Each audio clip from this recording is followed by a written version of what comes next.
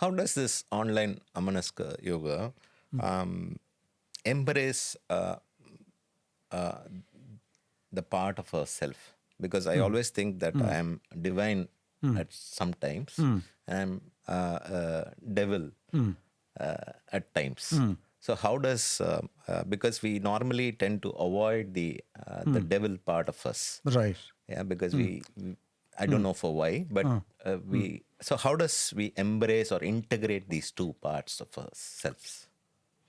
You see, this is a huge universe has been opened up by the world teacher, Sri Krishnamurti.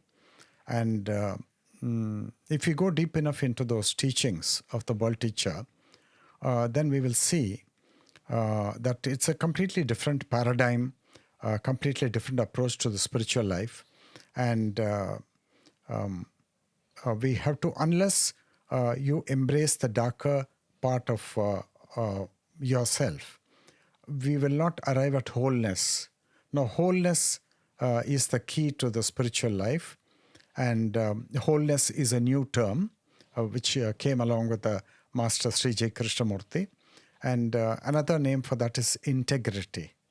And Carl Jung, for example, who also ushered in a huge paradigm shift, has pointed out the importance of embracing the darker energies which are within oneself. And Krishnamurti is thrown an immense amount of light on that. And if we don't integrate the luminous part of ourselves with the dark energies, then I believe that we will be in conflict. Because in society, these energies are compartmentalized, and the good is put on a pedestal and worship, and the bad is despised.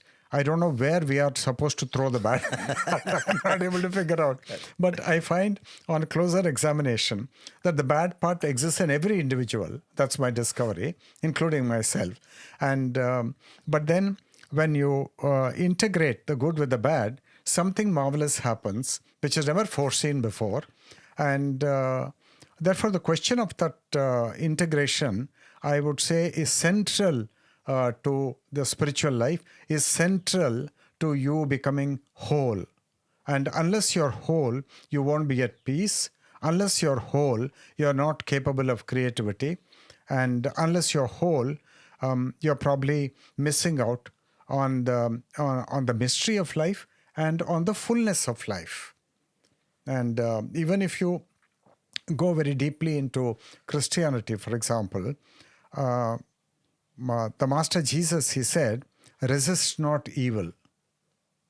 Now that's a key thing to entering the spiritual kingdom, because if you want to keep the so-called evil out of your life, which is actually part of yourself, then your whole life you must be fighting with yourself, like all the saints have been doing throughout religious history and all the religion. They're fighting with themselves.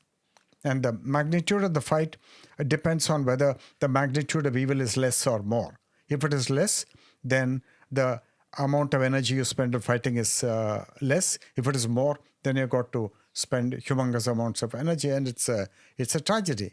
Because coming to think of it, don't you think the divine has put that so-called evil there? Just think of it. And so it couldn't have come there without the mandate of the divine. So it's there for a certain purpose. You've got to understand what is its function, what is its purpose. And when integrated, there may be a harmony, which is the most important thing. And instead of saying, this is good, that is bad, this is high, that is low, that is thinking of the smaller man who's not gone deep enough.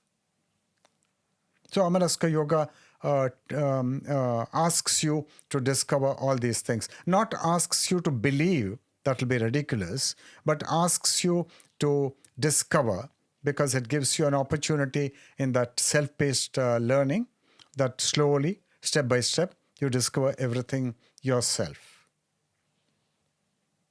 Thank you, Guruji. That may even be the first and last step, that discovery. Thank you. Thank you.